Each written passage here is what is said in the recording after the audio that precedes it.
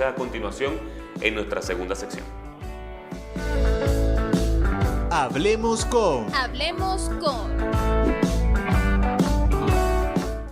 Bien, a esta hora hacemos un contacto telefónico con Rocío San Miguel. Ella es presidenta del Control Ciudadano para la Seguridad, Defensa y la Fuerza Armada Nacional. Ella es abogado, a quien le doy los buenos días y la bienvenida a Punto de Corte Radio. Rocío, muy buenos días, ¿cómo estás?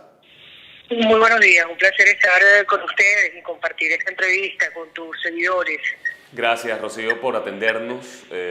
Has hecho seguimiento durante muchos años a todos estos señalamientos, acusaciones y violaciones de derechos humanos, no solamente incluso desde la presidencia de Nicolás Maduro, desde que ostenta el poder en Venezuela, sino antes, incluso desde entonces el fallecido presidente Hugo Chávez. Pero por supuesto en esta administración, en la actual, ha sido mucho más cruda, al menos la realidad en cuanto a los derechos humanos en Venezuela.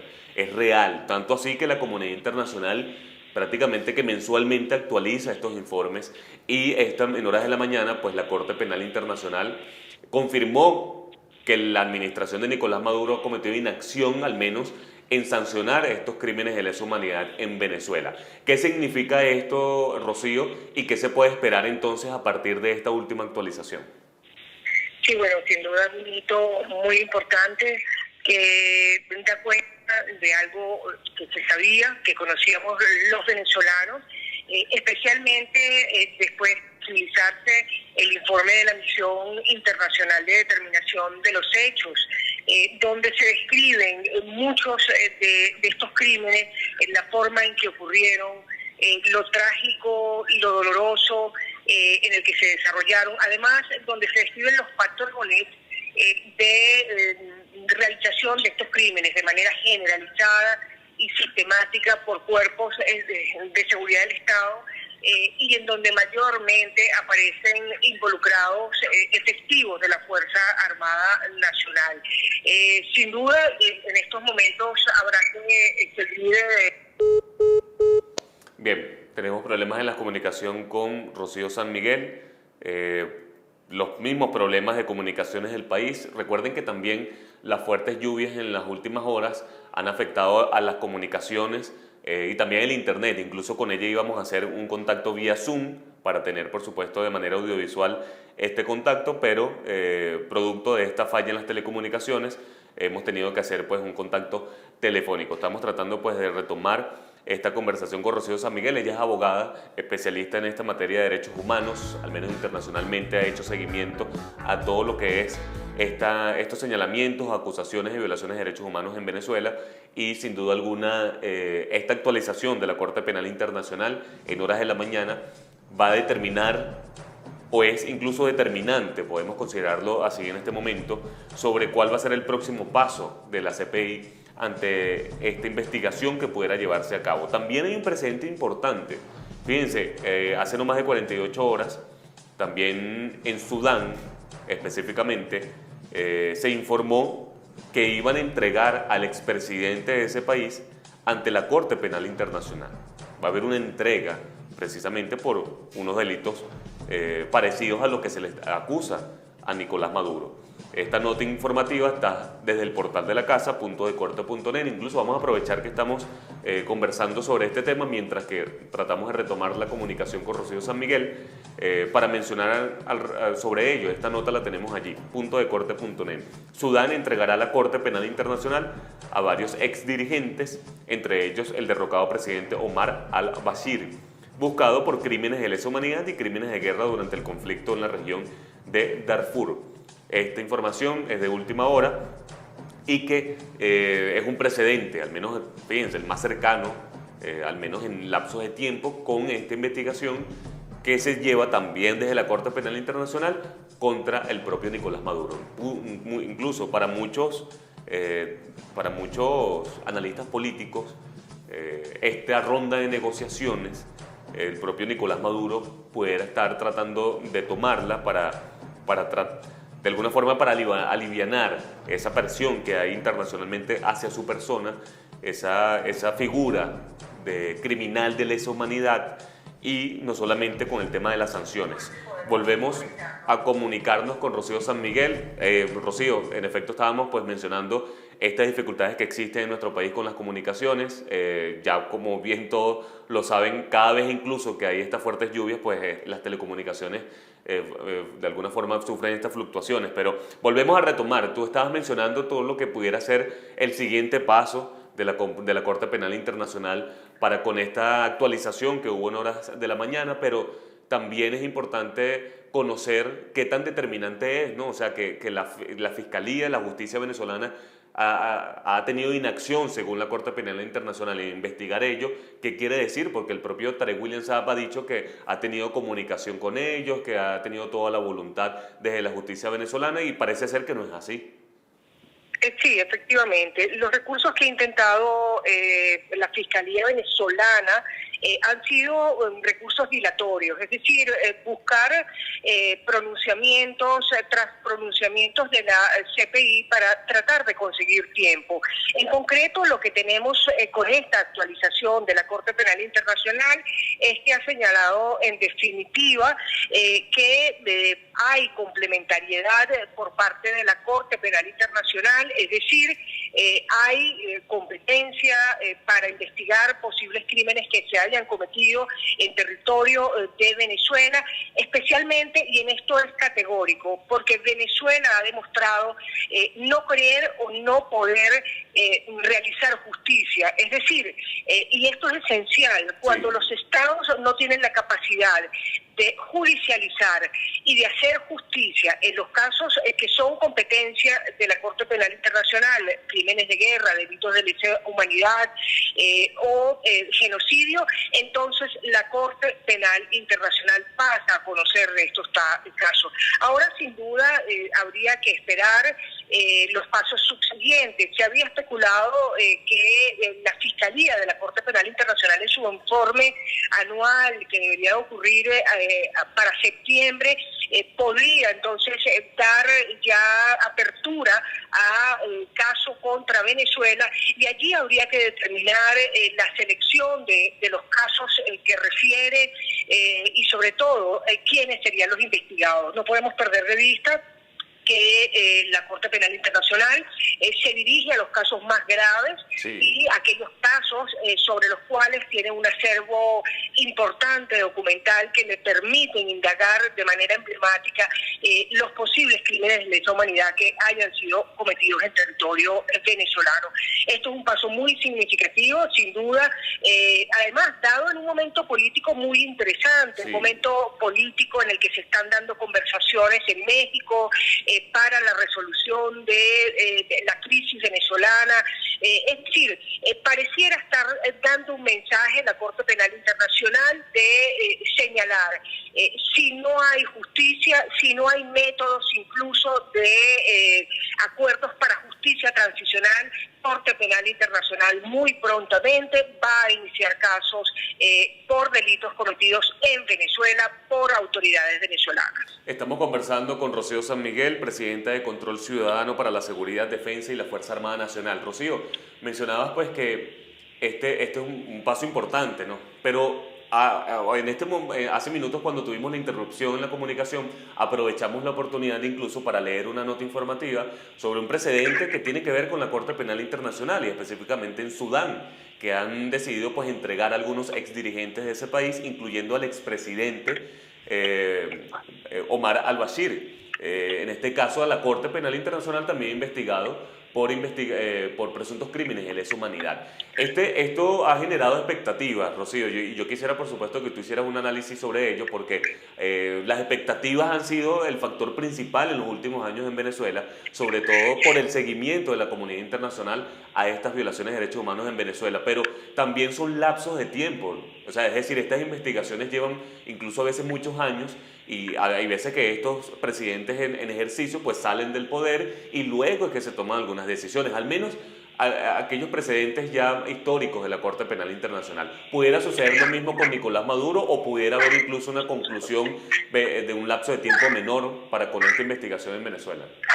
Sí, la primera consideración que debemos tener al respecto es que los lapsos son muy largos. Es decir, eso ayuda a manejar las expectativas sobre todo de las víctimas, que son el sector de la sociedad más afectado, sí, pero también de la sociedad venezolana en su conjunto. Los lazos de la justicia internacional son muy largos, son muy laboriosos, son muy pesados. El caso de Al-Bashir lo refleja claramente. Apenas se ha conocido la voluntad de Sudán de entregarlo finalmente, después de 10 años sí. de haberse dictado orden de aprehensión en contra de este exmandatario de Sudán, además responsable de crímenes horrorosos, no solamente de lesa humanidad, sino probablemente también de genocidio y de delitos o crímenes de guerra. Es decir, cuando se configuran momentos tan trágicos como estos, podemos creer que la Corte Penal Internacional tiene manos y brazos para capturar a los responsables en cualquier parte del mundo, y esto no ocurre de esta manera, como ha sucedido con el caso del Bashir, que ha circulado por países de África para evadir la justicia, incluso ha estado retenido en el propio Sudán y todavía no concurre a la posibilidad de ser capturado. Es decir, podremos tener la seguridad de que al-Bashir cumple sentencia cuando finalmente sea capturado o entregado a la justicia, porque aún probablemente podría encontrar algún tipo de recurso evasivo para enfrentar la justicia. Y esto es importante, repito, para manejar las expectativas que suelen ser, digamos, a veces exageradas, sí, con respecto a las capacidades reales que hay de hacer cumplir a los responsables de crímenes graves contra la humanidad sus penas y las posibilidades ciertas de ser capturados. Rocío, además hay otro elemento que también lo mencionaste en tu análisis en la pregunta anterior, que es las negociaciones, esta ronda de diálogo, de negociación, este nuevo intento. Muchos analistas pues suponen que es el intento de Nicolás Maduro de lavarse la cara ante la comunidad internacional, de cambiar esa imagen, pero ¿qué tan cierto es eso, no? O sea, la justicia internacional pudiera tomar este elemento como factor para sus investigaciones, pudiera decir, bueno, es un personaje que más allá de estos señalamientos está accediendo a negociar, a dialogar, o por el contrario, la justicia internacional para esto no vale, por ejemplo, este nuevo intento. ¿Qué debemos entender de la pregunta que haces respecto a los diálogos y negociaciones y justicia penal internacional? Debemos reducir la respuesta a un solo punto. Solamente en la eventualidad que el Estado venezolano sea capaz de adelantar una ruta certera en materia de justicia transicional que dé respuesta y justicia a los graves crímenes que se han cometido, competencia del Estatuto de Roma, solamente de esa manera podrá la Corte Penal Internacional aceptar que la justicia se desarrolle en el país. Ojo, inclusive con acuerdos en este sentido, la mirada de la Corte Penal Internacional va a ser permanente, va a ser vigilante. Esto, como ejemplo más claro, lo tenemos en Colombia, donde por más de 10 años ha existido una investigación preliminar, que es exactamente la situación en la que se encuentra Venezuela, y hemos visto a una Corte Penal Internacional vigilante de los procesos judiciales que se adelantan en Colombia para adelantar los mecanismos de justicia transicional. Sí. Y vaya que no han sido pocos los esfuerzos en esta dirección en Colombia, que ha creado comisiones de la verdad, que ha creado procesos emblemáticos de judicialización contra paramilitares, contra guerrilleros, y finalmente parece estar avanzando de manera certeza contra los más responsables de carácter político. Sin embargo, pende sobre Colombia la posibilidad de que pase más allá de la fase preliminar y se abran juicios o casos concretos por delitos ocurridos en Colombia, competencia del Estatuto de Roma, crímenes de guerra o delitos de lesa humanidad. Con esto quiero resumir que Venezuela tiene que ser seria en la posibilidad de ofrecer una hoja de ruta en materia de justicia transicional, porque lo que ha demostrado hasta este momento la Fiscalía del Ministerio Público es que no es capaz de evaluar y dar certeza a las víctimas en términos de justicia, verdad, repetición y esperamos de no repetición y esperamos de reparación. Rocío, en este mismo orden de ideas, hablando de expectativas, no solamente con estas investigaciones internacionales, pero ya hablando, claro, internamente aquí en nuestro país, estos señalamientos, más que políticos, pues, que tienen que ver con la justicia venezolana. Hay un panorama, incluso en el ámbito militar, bastante complejo, que se ha evidenciado en los últimos años, pero este año sobre todo ha sido más obvio. Tú lo has mencionado ya en varias oportunidades, que es esta no presencia, esta no comparecencia de Nicolás Maduro ante algunos actos militares. Yo quisiera pues que también nos dieras tu apreciación sobre ello, porque incluso el último, que fue sobre el Día de la Guardia Nacional, Maduro tampoco estuvo presente con este componente de la Fuerza Armada Nacional. ¿Qué significa esto? ¿Realmente hay una fractura entre el área militar en Venezuela y el área política con Nicolás Maduro específicamente? ¿O esto es una pantalla? ¿Realmente qué sucede allí, no? En realidad pudiéramos entender varios aspectos de esto que ya se ha vuelto costumbre. Las ausencias de Nicolás Maduro a actos importantes de la Fuerza Armada Nacional con un significado profundo para cada uno de los componentes. Esta seguidilla de patrón, esta seguidilla de hechos conforma un patrón claro. Ha decidido Nicolás Maduro no estar presente en estos actos importantes. Recordemos el Día del Ejército, el 24 de junio, recordemos el Día de la Fuerza Armada Nacional, sí, fecha en la que se conmemora el Día de la Independencia venezolana, el 5 de julio, posteriormente el 24 de julio, natalicio del Libertador, pero también Día del Armado, y este cierre con el 4 de agosto, Día de la Guardia Nacional. 4 citas importantes para cada uno de los componentes de la Fuerza Armada Nacional y la totalidad de la Fuerza Armada en las que no apareció Maduro.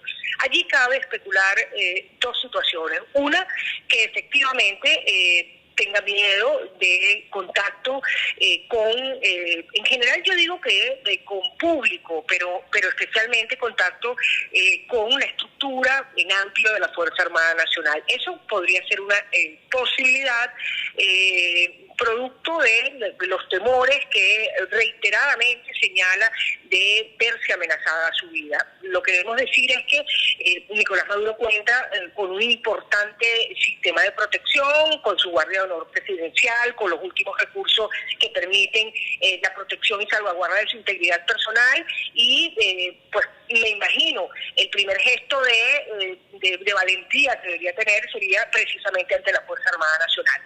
Luego hablar de quiebres, de ruptura, creo que sería un exceso de la interpretación. Maduro ha demostrado tener el control de sus mandos militares, la fidelidad de sus mandos militares, digamos la manera ciega en el que lo siguen, ha sido capaz de renovar estos mandos militares sin rupturas. Sí.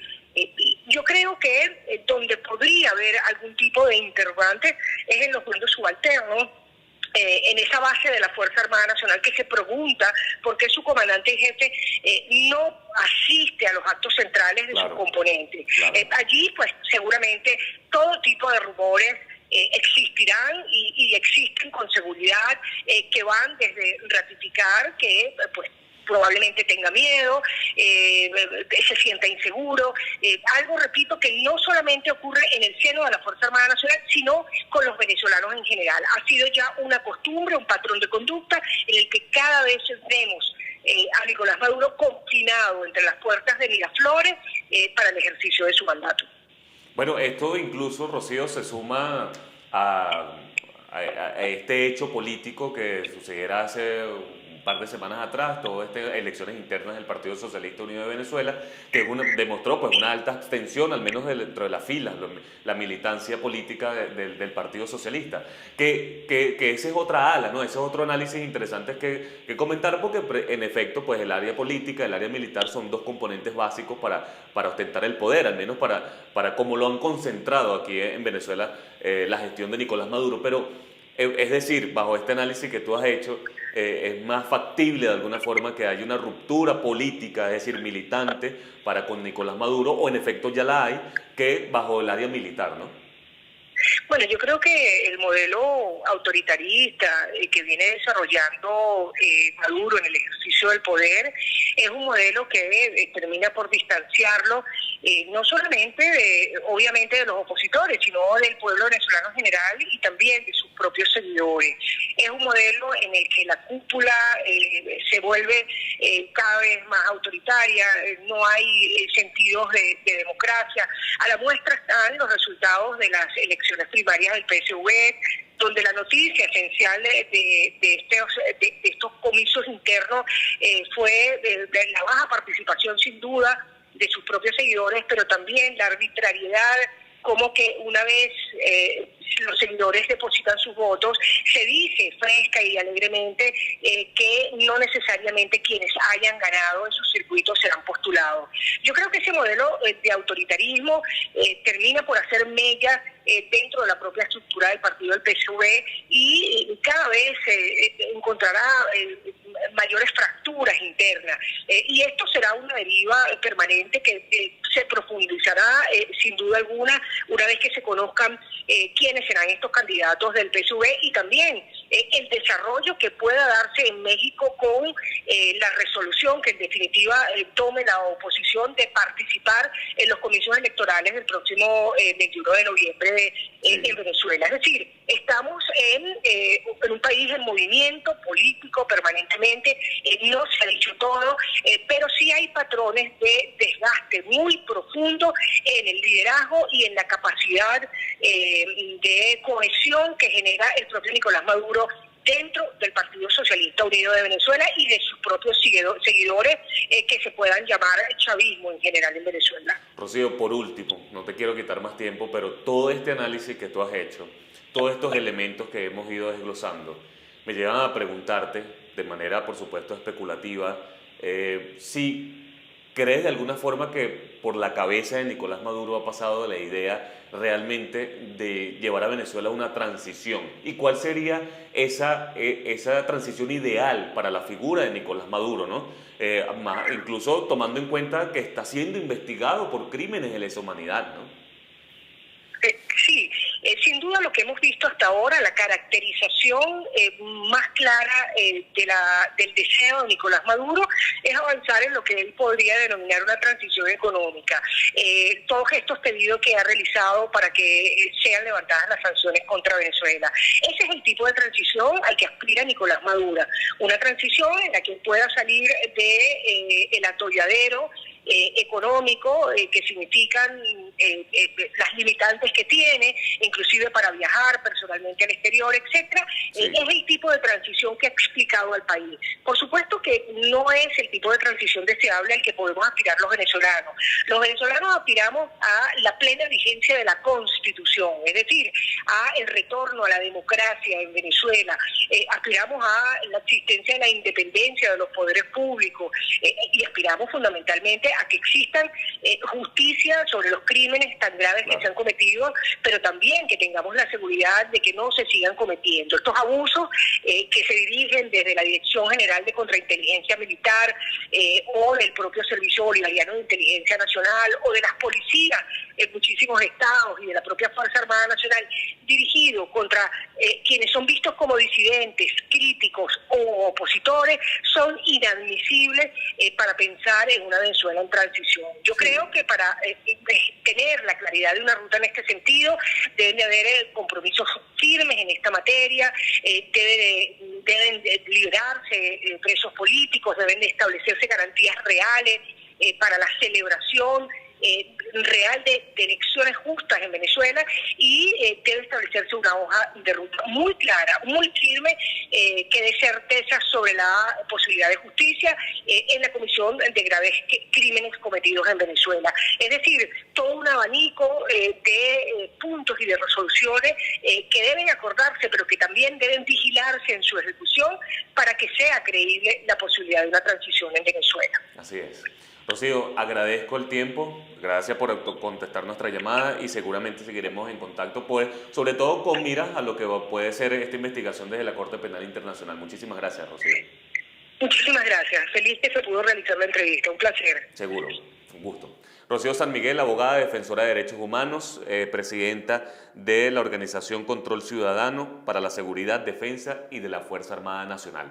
Con esta entrevista despedimos casi ya el programa del día de hoy, son las 11 de la mañana, pero pues en el mismo orden de ideas, quería mencionarles una de las notas que quedó pendiente del portal de la casa sobre un análisis de nuestra periodista también Sebastiana Barraez, quien es experta también en materia militar. Ella asegura pues que el mensaje de la militancia del Partido Socialista Unido de Venezuela en las elecciones internas es que no quieren a los militares en el poder. Un análisis bastante particular que supone que incluso parece irónico, ¿no? Más allá de que la administración de Nicolás Maduro se ha mostrado pues como un poder militar sobre todo, pero fíjense cómo la militancia del Partido Socialista la han despilfarrado. De casi 8 millones de militantes, prácticamente hubo una participación de 3.500.000 personas.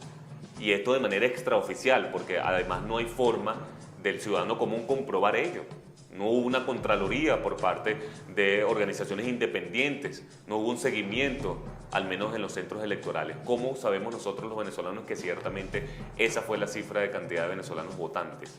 3.500.000 personas. Sin embargo, si las tomamos como ciertas, sin duda alguna deja clara no solamente el descontento, sino la desconexión que hay dentro de la militancia oficial en Venezuela.